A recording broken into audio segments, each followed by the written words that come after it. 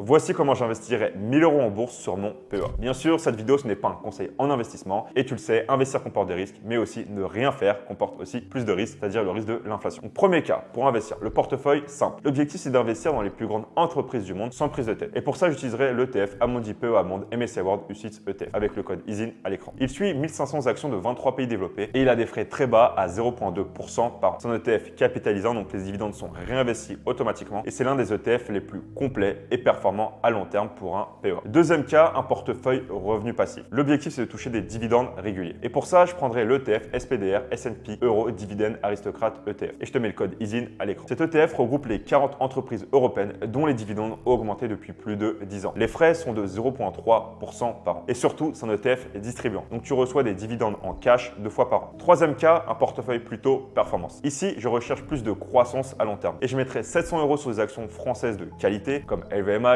Air Liquide ou Dassault Systèmes et 300 € sur le iShares S&P 500, soit PEA UCITS ETF. Et je te mets le code ISIN à l'écran. Cet ETF suit les 500 plus grandes entreprises américaines avec son indice S&P 500. Il a des frais ultra compétitifs à 0,10% par an. C'est un ETF capitalisant et éligible au PEA qui optimise du coup la fiscalité. Si tu veux plus de contenu dans ce style, je te laisse t'abonner à mon compte.